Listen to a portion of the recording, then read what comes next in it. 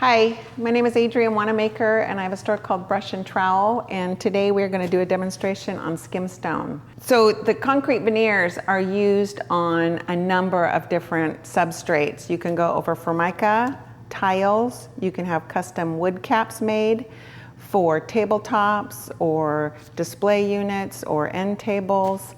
You can also go right over cement board. There's all kinds of prep and stuff that takes into consideration. But one of the things about the concrete veneers is that you can also get a lot of different finishes.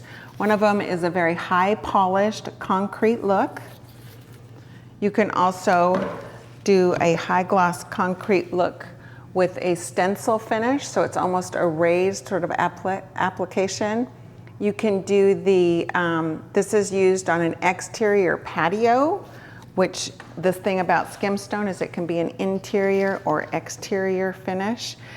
This is one of the more popular finishes that we do, and this is just a segue of what we do. This is a bonding primer. This is a SkimStone with a 30 dolomite sand, which is a pretty heavy grit sand to build up a nice rough texture, and then we go back over it with the 70 dolomite and press it in to make it smooth. It does create just a nice, consistent concrete look. So SkimStone has a brochure, and it's really helpful in deciding what colors to use.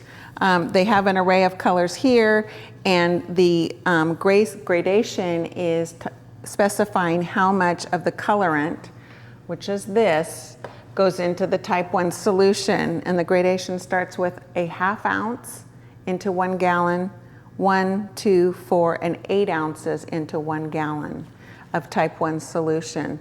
This is 4 ounces, so you can put up to 2 of these into 1 gallon of type 1 solution. But it's really helpful in kind of seeing how much of a difference you can get in just barely adding a little bit of colorant or adding a lot of colorant. So the first step that we start with on the application is starting with a bonding primer, and that bonding primer adheres to all substrates. It's really important to have it go on and have it very smooth and consistent angle with your tripods. Also, if I'm doing it on a solid wood piece, I would definitely use an oil primer underneath it to make sure that the wood is totally sealed, even on the under part or inside of sink areas, to make sure that if any water is to get in those areas, that it won't make the wood swell, because then it will make the SkimStone bubble up. So any kind of application that you do, it's really important to make sure that the wood that could absorb any sort of moisture is sealed. You can even go as far as putting a clear caulking or clear silicone on there, so it's totally absorbed. But just in the application of the bonding primer, what we're gonna do is I'm gonna do a quick little application here. We already have this tabletop with the bonding primer on it, so then we'll move right into what we do with cleaning up the bonding primer and getting the SkimStone concrete veneers put on. But on the first applications, because a big question is, how do we get it on the sides or the front of countertops? So I use a kind of a medium-sized trowel just as my hock. I can also use a regular hock, but this is really easy to move around. What we'll do is just paint it on.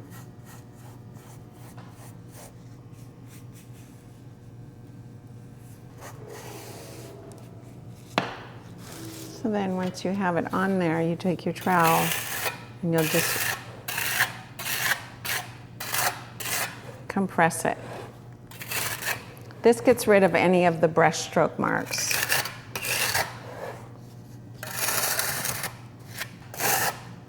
And you're doing 100% coverage. And nice and smooth.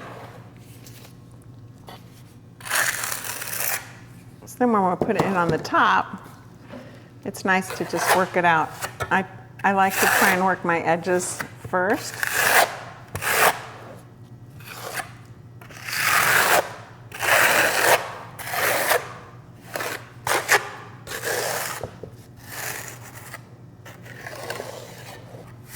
And the really important part about using the trowel is having a consistent angle and consistent pressure so that you are getting, it's very even.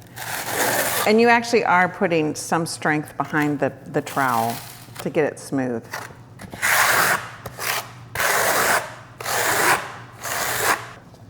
And if your product is still pretty wet, you can put it back in your bucket. If it's kind of dried up, you're gonna wanna just toss it so that it doesn't create large chunks.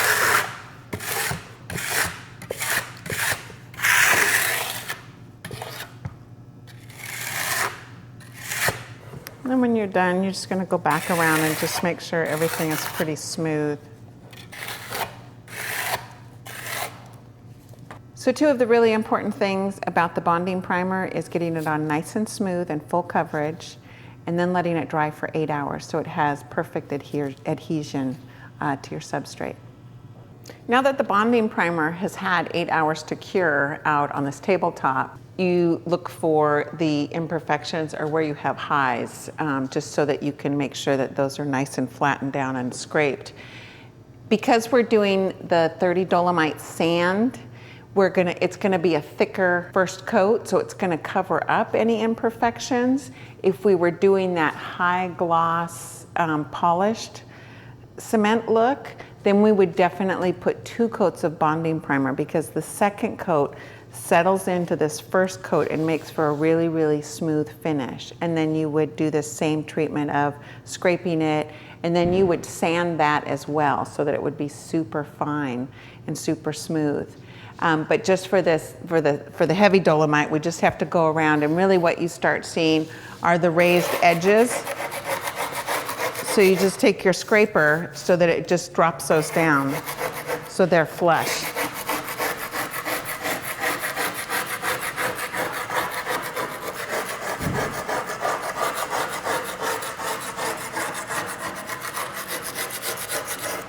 I do leave my corners where I don't sand them down, because you kind of want that buildup on there. It's going to give the corners a little bit more strength. They seem to be the part of the table that gets hit the most. So just having a thicker application on the corners helps out with that. The other part that you want to make sure that you scrape are these raised areas or overlap marks, just because they might telegraph through.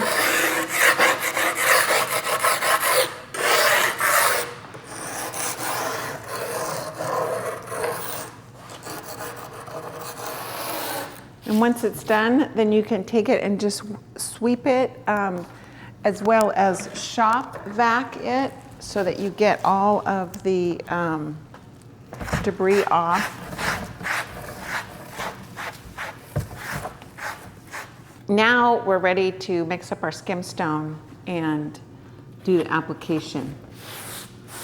Now when we are mixing the colorant into the type 1 solution, you are going to decide if you're going to put like 4 ounces, which would be one of these, into a 1 gallon bucket. What you would really want to do to start out your mixing is to take a small portion of the type 1 solution and put it in a smaller container and mix all of your colorant in there, and really mix it for about 20 minutes, scraping the bottom of the jar and really making sure that that colorant is mixed in. It's very heavy and it tends to settle to the bottom, and so you really want to make sure that it is mixed thoroughly in the small container, and then you'll take this small container and then add it into the full gallon so that you have a full gallon of colorant mixed up. We'll talk more about square footage coverage a little bit later, but just in the process of mixing, we are going to do 1 gallon of type 1 solution for our mix-up with a 4 ounce of iced taupe. So let's say we have all of our colorant mixed up. This is the part where we are going to work on our ratios. And I do 1 part liquid to 1.5 part sand and 1.5 part powder. So what that means is I use these cups for doing my ratios, especially on tabletops, because I'm going to be about one of those is going to cover that top.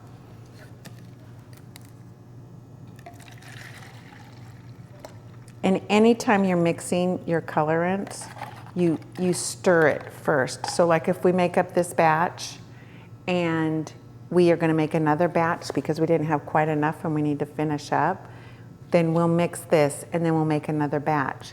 The reason we make up all the type 1 solution first is because it's not gonna change color throughout the job. There will be times when we get a little dry in the bucket and we'll wanna add a little bit more type 1 solution to loosen it up a bit. But we always put the type 1 in first so that it covers the bucket, and that you don't, if you start with the powder or the sand, it could potentially get stuck into the crevices and then you'll have little bursts of powder on the table. So we're doing 1 part liquid, 1.5 parts sand, but I always start with 1 to 1 to 1 because depending on the humidity, the temperature, the air movement, it sort of reacts a little bit different.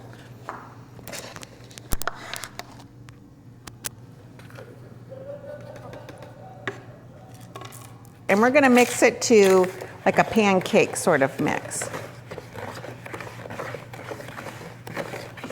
So on the 1 to 1 ratio, you can see how it is still really quite liquidy.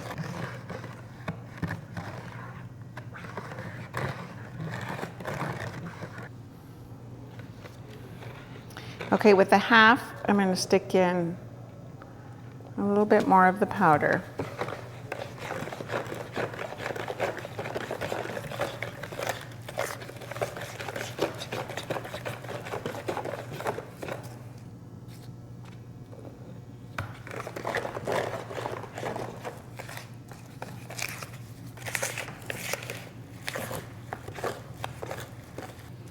So this is the thickness that we want. We're gonna let it set for a couple minutes to see how thick it gets. If it gets much thicker, this is the part where, because you've got your colorant mixed up, you can always just add a tiny bit more. And you'll be able to see how it will thicken right up. By letting it set, you're just kind of getting it time to totally interact the powder and the liquid with each other.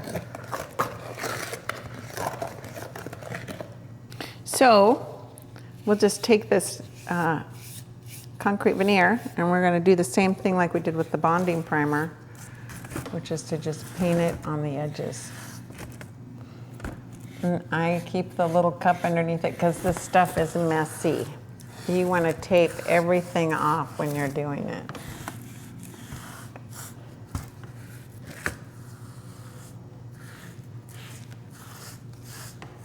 And then you just flatten it out to take the brush marks out.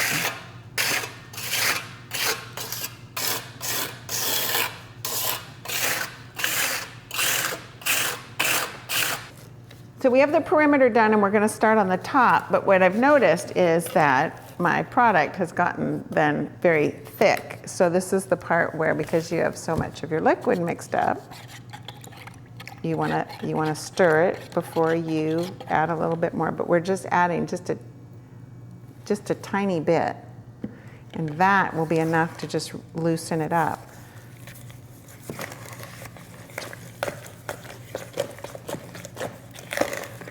Again. And then it kind of turns it into this nice, moist concrete. And again, I always like to start with the edges.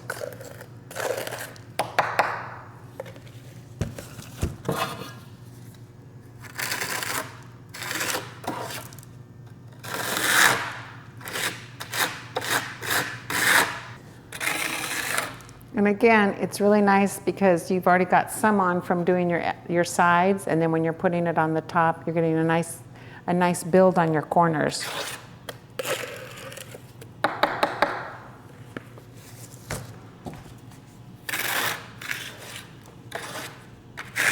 So when you're trying to drag the product, you're going to end up getting a lot of chatter marks on it, and what you'll do is we'll just keep dragging it, but then you're going to come back and you'll just drop your trowel a little bit and you'll get more of an organic slurry.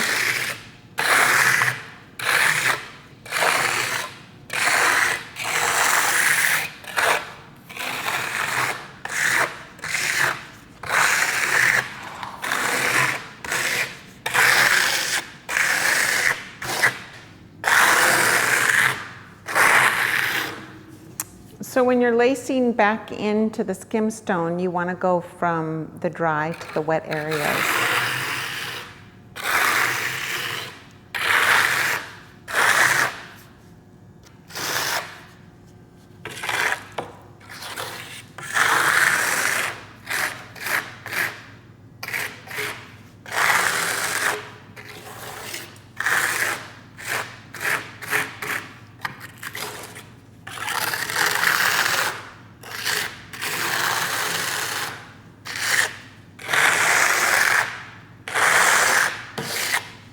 So we have the first coat on and it's still wet. And the nice thing about when you get the sand in there is that it does stay wet for a bit. But what we're gonna do is move right on to the next step because we need to do the edges of the table and then go back into the tabletop.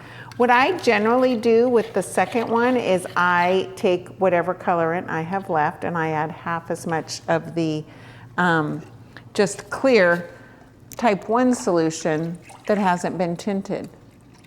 So we're gonna lighten it. That way we're gonna have a dark base kind of show through onto the lighter top. So we've got 8 ounces in here. We're gonna do it up to 16, so it's gonna give us a lighter coat.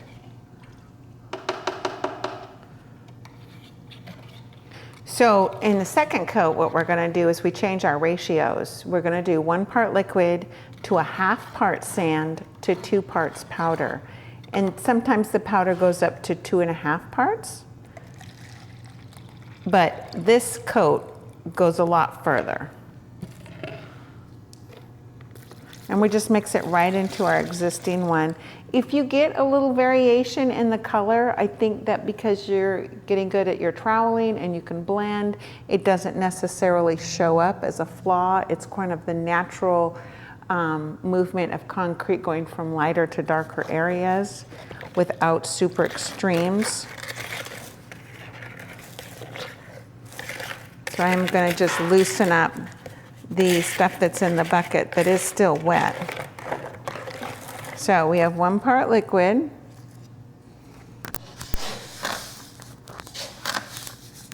to a 1/2 part sand,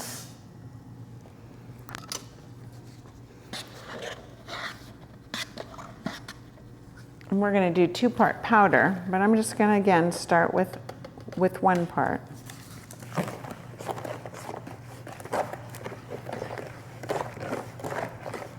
So when we're mixing this, the other thing is if we are doing a floor, and I'm doing 5-gallon buckets, we're using a big hand drill. Sometimes I use a small drill on this so that we can have the product be mixed a little bit more quickly. But basically for a tabletop or small countertops, this method is just fine. Okay, so again, we're going to paint it on, and this one goes a lot quicker because we actually do want the under color to slightly show through.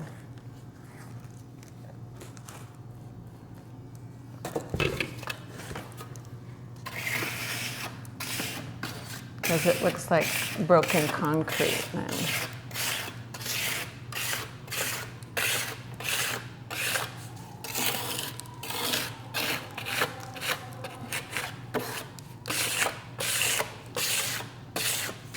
And just when you're sliding your trowel, you're not necessarily going up and down, which you can do, but there's sort of that sliding and doing sort of a wheelie kind of on the back sweet spot of your trowel.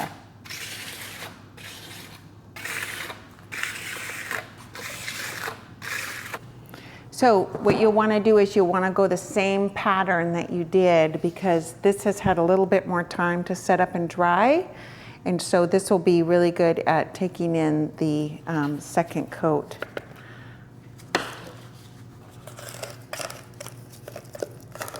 And I can see that my product is just a smidget set up. So we'll just add a little bit more type 1.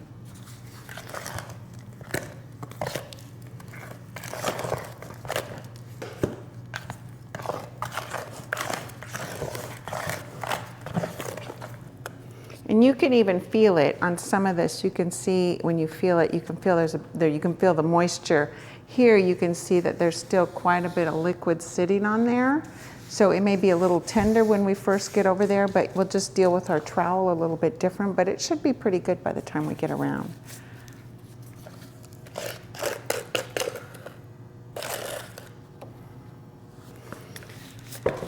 When I put down these pieces, what I like to do is to take from the center of it and work out. And I do put some pressure on it so that we can press it and see the color that's underneath come through.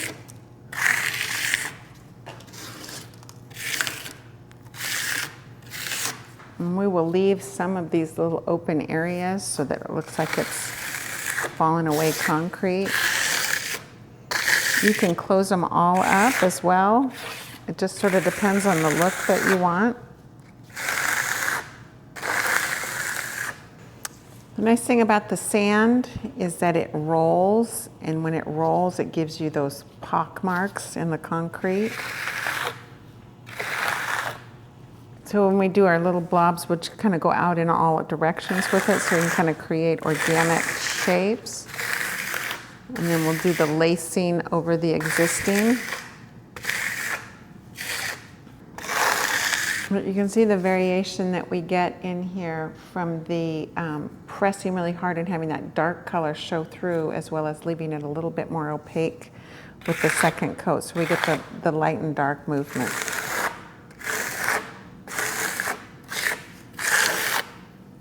And you'll notice, like where it's a little bit more wet, it's a little bit easier, so you don't need to apply quite as much pressure.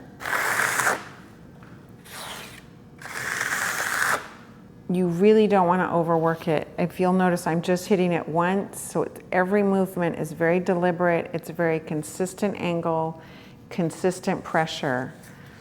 If you start overworking it, it kind of turns it to mud. So the last little part that we can add is a slurry. So that would be just taking a little bit of our colorant. And this would be even a lighter version. So we'll take a little bit of our colorant, add about half again the white.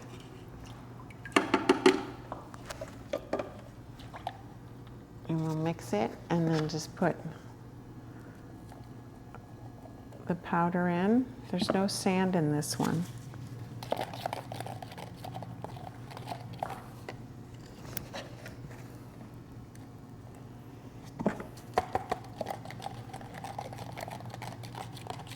It's really a runny, but thick enough that you can actually put it onto your trowel. That's what we like to do. And these will be sort of the lighter areas. So I generally kind of just bounce it lightly on. You have to do it when it's still wet, but then you can kind of press it in. And I tend to do some of the white, the lighter slurries around the dark openings. That's kind of a natural spot where the minerals from the concrete would show up.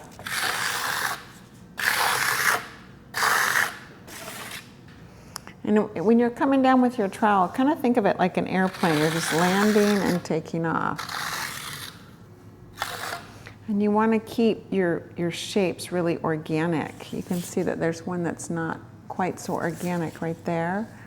So I might drop down a little bit more product and try and go each way to pull it out to be a little bit more organic.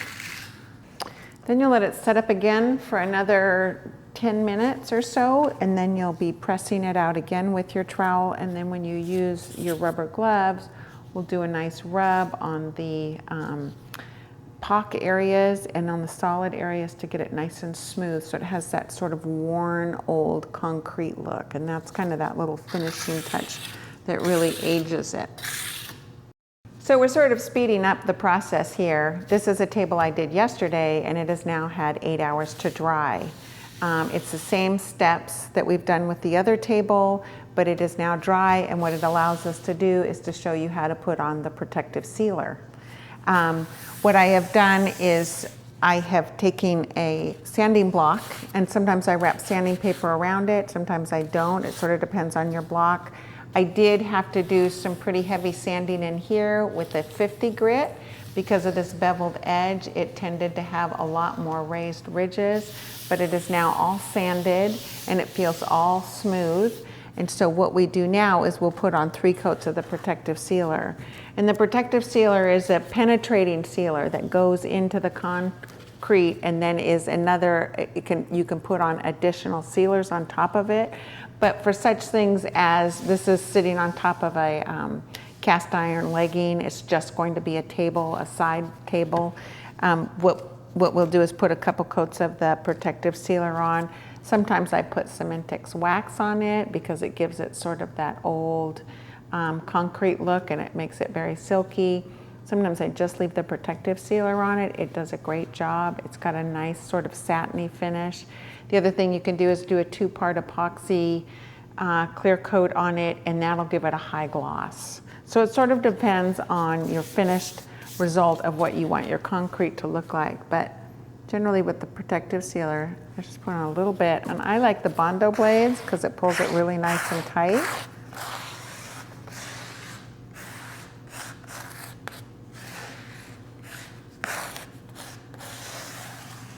As well as using the little chip brush to go right out to the edges.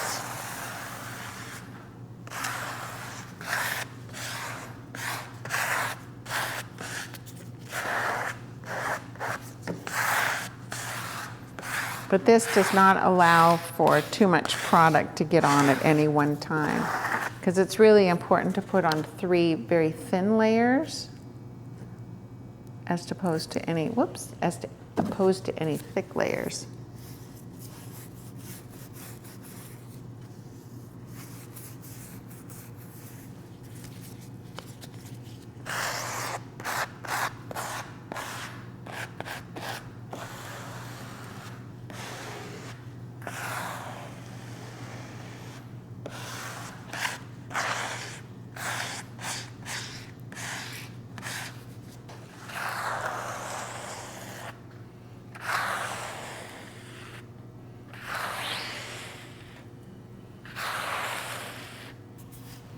So you can let these dry for a couple hours in between coats. And it'll just be a nice kind of soft build. And you will then have protected countertops. You can either, or tabletops, and you can leave them with the protective sealer, or you can go back and put a 2-part epoxy on it. Now the tabletop has been able to set up for about 10 or 15 minutes, and it's really, the concrete is really still moist, but a dry moist, so that you can actually work it. It's really important to take your trowel and lightly sand it. I've cleaned it, but I sand it just so it's super smooth, because you are not going to want any sort of granules to get on there to create what we call shooting stars.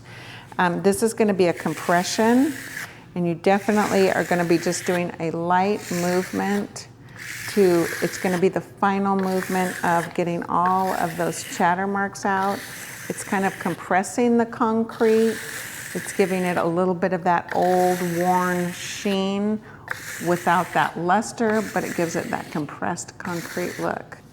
And I always have a rag, just you want to keep it, your trowel blade really clean.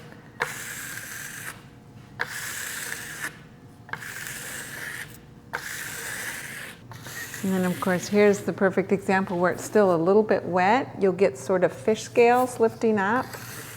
You can see we can do it a little bit. It's pretty good, but we can exaggerate it a little bit so that you can see how it lifts up. You're just gonna come back and lightly touch it again. And just make sure your trowel's clean. And then if you can use your glove too, to sort of smooth it down.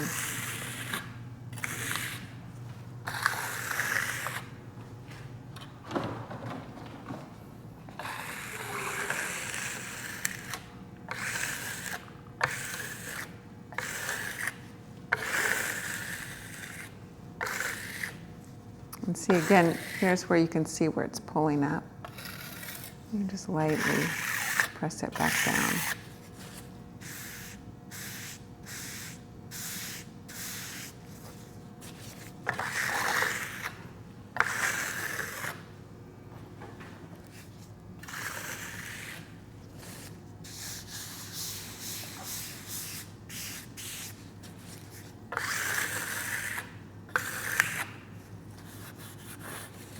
And then just use your glove and just hold your hand really flat.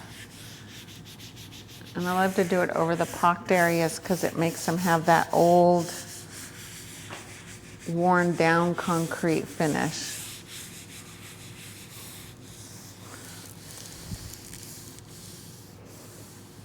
And I do that on the edges as well, so they get that nice worn concrete look.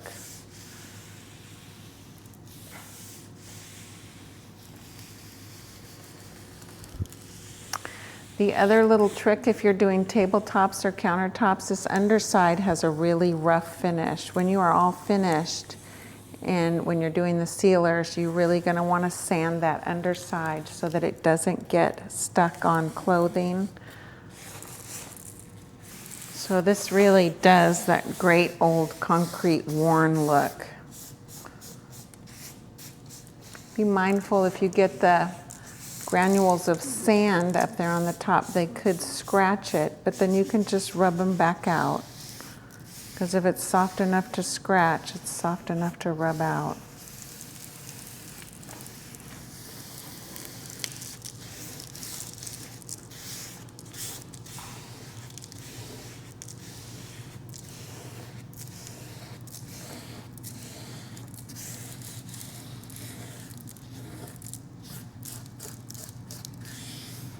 We now have a finished concrete veneer tabletop. Thank you so much for watching. If you'd like to be in touch with us, call us at Brush and Trowel, 503-230-8925, or you can look at more stuff on our website at brushandtrowel.com.